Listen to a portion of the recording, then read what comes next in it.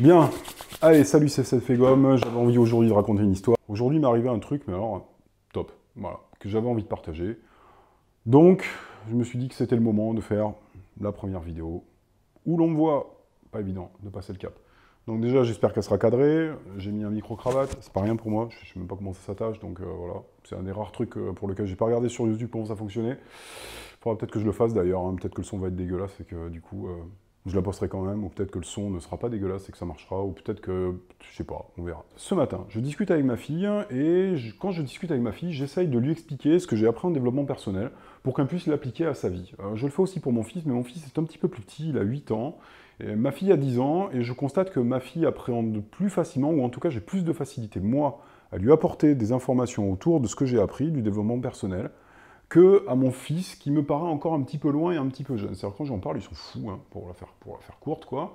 Alors que je sens ma fille déjà un petit peu plus réceptive. Donc voilà. Après, du coup, comme j'essaie de leur transférer ces connaissances, j'essaie de trouver des sujets qui peuvent les accrocher. Des sujets sur lesquels, en fait, ça leur peut leur donner un support, un exemple, quelque chose, une matière, qui peut leur donner envie, en fait, de pratiquer ou d'utiliser les choses que j'ai apprises. Donc, en gros, le modèle, il est assez simple, hein.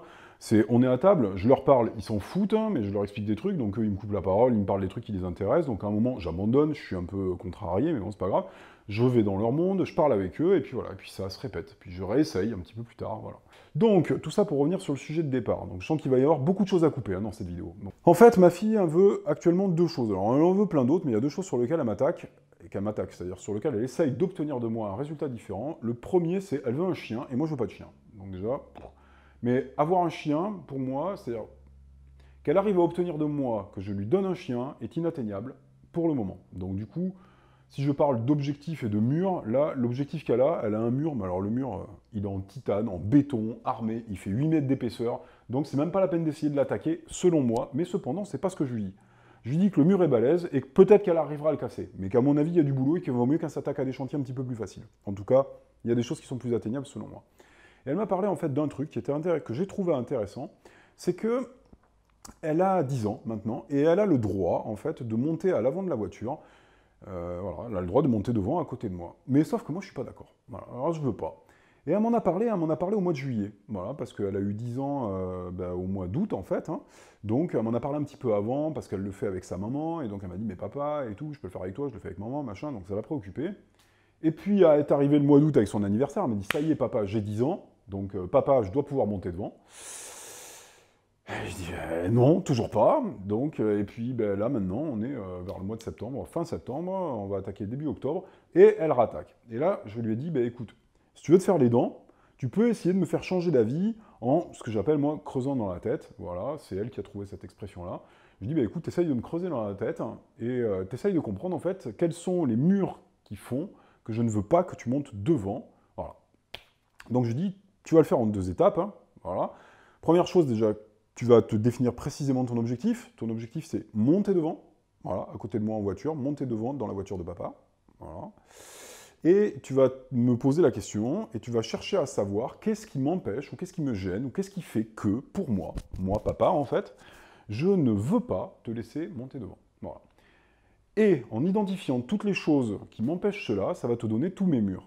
Puis, une fois que tu as tous mes murs, tu vas voir qu'il y en a en papier, tu vas voir qu'il y en a des balaises, tu vas voir qu'il y en a peut-être ou pas, mais tu vas voir qu'il y a des murs. Et une fois que tu as tous les murs, tu vas essayer de comprendre pourquoi moi je vois des murs. Parce qu'il est probable que toi tu ne les vois pas. Première étape, tu regardes ton objectif, tu centres l'objectif. Deuxième étape, tu identifies les murs. Et une fois que tu as trouvé les murs, tu te poses des questions de est-ce que les murs que la personne voit sont les mêmes que ceux que moi je vois. Voilà. Et tu déroules. Alors on a commencé à échanger, puis je l'ai aidé un peu, parce que moi je les vois moi-même mes murs. En fait, quand on se questionne soi-même, on voit quels sont les blocages. Alors il y en a qui sont plus ou moins visibles, plus ou moins gros, plus ou moins épais, c'est plus ou moins facile, mais plus on s'exerce, plus c'est simple en fait. Et là, bon, ben, sur un problème comme celui-là, je m'étais déjà posé des questions, donc je voyais quand même un petit peu quels étaient mes points de blocage. Ce qu'il en est ressorti en fait, c'est qu'il y avait 4 murs. Premier mur, sécurité. Je crois que ma fille est plus en sécurité à l'arrière de la voiture. Deuxième mur, je crois qu'il est équitable que les enfants soient derrière dans la voiture, et le fait que ma fille monte devant fait que mon fils va rester derrière, et que quelque part pour moi ce n'est pas normal parce que je veux les traiter équitablement. C'est assez rigolo parce que maintenant que j'ai réglé le problème, forcément, je vois tous les aléas et toutes les choses dans mon expression qui fait que le problème est là. La troisième chose, c'est, étant papa séparé, en fait, pour moi, la place qui est occupée à côté de moi dans la voiture, c'est la place de ma femme.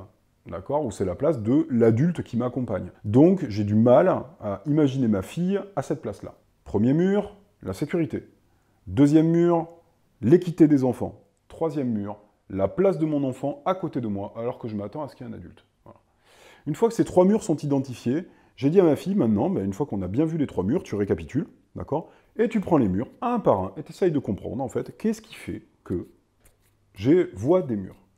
Et alors, c'est assez rigolo, parce que comme elle a 10 ans, moi, ce que je vois comme des murs, elle ne voit pas du tout. Et donc, du coup, comme on avait aussi discuté du sujet, rapidement, elle a réussi à me faire me poser des questions sur, vraiment, y a-t-il des murs sur ces trois points-là? Alors, on va les regarder en 3 points. Point numéro 1, la sécurité. Je crois que ma fille est plus en sécurité à l'arrière de la voiture. Ma fille me dit, mais papa, c'est curieux. Pourquoi tu crois que je suis plus en sécurité à l'arrière qu'à l'avant de la voiture? Et moi, je lui dis, parce qu'en fait, à l'arrière de la voiture, si jamais on a un accident, le fauteuil du passager qui va empêcher que tu partes vers l'avant et que tu traverses. Et là, ma fille, elle me dit, mais papa, j'ai une ceinture. Et d'ailleurs, la loi m'autorise, à partir de 10 ans, de monter à l'avant. Donc c'est quand même curieux que, la loi m'autorise de monter à l'avant. La deuxième chose, c'est cette loi, en fait, fait qu'à 10 ans, j'ai le droit, parce qu'à 10 ans, je suis suffisamment grande pour que la ceinture de sécurité puisse me protéger. On en avait discuté au préalable, ensemble. Et là, je réfléchis, je fais,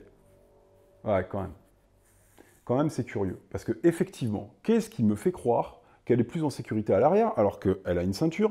Donc, à la limite, la ceinture, elle est là pour la retenir. C'est-à-dire que si la ceinture venait à casser, bon, soit, en fait, elle a traversé la ceinture, donc là, il n'y a plus de questions à se poser pour sa sécurité, quoi. Soit la ceinture a cassé, et là, on peut se poser des questions sur les éléments de sécurité et leur résistance. Mais en tout état de cause, si la ceinture de sécurité casse et qu'elle tape contre le fauteuil, je pense que ça va faire des dégâts, quoi. Et en fait, j'ai réfléchi et je me suis dit, c'est marrant, parce que ça, en fait, c'est une idée de mes parents, c'est-à-dire une idée de la génération précédente. Et la place qui est à l'avant, en fait, ma mère, je me rappelle, me l'a répété très souvent, c'est la place du mort. Et je réfléchissais et je me disais, mais c'est quand même rigolo, parce que avant, mes parents, en fait, la génération d'avant, ils avaient tendance à ne pas être habitués à la ceinture. Et moi, je suis de la génération qui a commencé à avoir la sécurité routière, qui s'intéressait à mettre une ceinture. Donc du coup, je me suis dit, mais en fait, c'est quand même bizarre. Il y a une loi qui l'autorise à partir de 10 ans. Elle est avec sa ceinture de sécurité. Donc je me dis, peut-être qu'en fait, c'est une vieille croyance ou c'est un truc que m'a mis ma mère ou que j'ai accepté que ma mère, dont je me rappelle que ma mère me disait, donc que j'ai accepté dans mon esprit et qui aujourd'hui n'a plus de sens. Donc déjà, ça m'a fait réfléchir. Et il y a eu une deuxième chose. Une fois qu'on a fini la discussion avec ma fille, j'ai fait le chemin pour aller à mon travail. Et là, je me suis dit, mais en plus, à l'avant, il y a un airbag. C'est-à-dire que même à l'avant, une fois qu'elle m'avait fait réfléchir, simplement parce qu'elle m'avait posé une question et qu'elle m'avait fait une remarque, je me suis rendu compte et je me suis dit, mais s'il faut, elle est même plus en sécurité à l'avant qu'à l'arrière. Point numéro 2, l'équité entre les enfants. Je crois, moi, que si je laisse ma fille monter devant, c'est inéquitable par rapport à mes enfants. Ma fille, en fait, ne m'a pas posé de questions par rapport à ça. Elle a juste cherché à comprendre, en fait, en quoi c'était pas équitable pour moi, voilà, mais pas grand-chose de plus. Mais rapidement, pour elle, c'était évident. Car elle me disait, mais attends, je comprends pas. Moi, j'ai 10 ans, Adam, il a 8 ans. Moi, j'ai le droit, lui, il a pas le droit. Déjà, où est le problème? C'est pas faux. À un moment, Adam aussi, il va avoir 10 ans, et Adam aussi, il va pouvoir monter devant, et tu te seras habitué, en fait, à ce qu'il y ait déjà quelqu'un à côté de toi. Je lui ai dit, écoute, pas bête, je vais y réfléchir, parce qu'effectivement, chercher à les traiter équitablement n'implique pas forcément qu'ils fassent tout de la même façon, parce qu'ils sont quand même... Il y a quand même un aîné, et il y a quand même un cadet, quoi. Donc, il y en a quand même une qui a 10 ans, et l'autre qui a 8 ans. Donc... voilà, il y a quand même une différence entre les deux. Peut-être qu'il est normal que cette différence aussi s'incarne dans certaines choses. Donc par exemple, dans le fait qu'elle puisse monter devant. Troisième point. Ça fait 6. Troisième point. Le fait qu'à côté de moi, ce soit la place d'un adulte. Alors, sur ce sujet-là, ma fille, elle a eu très vite fait. Elle m'a dit, mais papa, imagine que tu aies 4 enfants et que tu sois séparé. Et que tu aies un enfant qui ait 10 ans. Est-ce que tu mettrais les 4 enfants à l'arrière de ta voiture? Et là, j'ai dit, ouais, effectivement. Si j'étais dans cette situation-là, ça ne me poserait pas la même difficulté. C'est qu'effectivement, là, il y a de la place. Me mettant dans cette situation-là, je me suis dit, c'est évident que je ne serrerai pas mes enfants comme des saucisses dans la voiture. Donc, j'ai trouvé ça intéressant parce que juste en parlant avec un enfant de 10 ans, en lui donnant 2 bribes d'outils, en lui expliquant comment ça marche, en lui disant voilà, toi tu as un objectif, tu as quelqu'un qui n'est pas sur cet objectif-là. Il faut que tu cherches à comprendre en fait pourquoi il n'est pas d'accord avec toi, pourquoi il n'est pas sur cet objectif-là. Une fois que tu as fait ça, tu comprends en fait qu'il y a des blocages, qu'il y a des choses qui l'empêchent. Essaye de comprendre les choses qui l'empêchent, et là tu as 2 solutions. Soit en lui posant des questions, parce que tu comprends ce qui l'empêche, parce que tu lui as posé des questions. Toi aussi tu vas partager ce qui l'empêche, et tu vas le comprendre, et tu vas être d'accord avec lui. C'est un chemin. Soit parce que justement tu essayes de le comprendre, tu vas lui poser des questions, et la personne va réfléchir sur elle-même, et elle-même va se rendre compte que ces murs ne sont pas si grands que ça. D'accord? Mais cette technique-là, elle marche pour tous les problèmes. Des problèmes qui te paraissent là, ou des problèmes qui te paraissent comme ça. Ça marche à tous les coups. Je te souhaite une excellente journée. Moi, je vais m'éclater. Là, ce soir, je vais visiter un immeuble. Je suis hyper content. J'ai une patate d'enfer. C'est la première vidéo que j'enregistre de bout en bout. Bonne journée à toi et à bientôt. Ciao.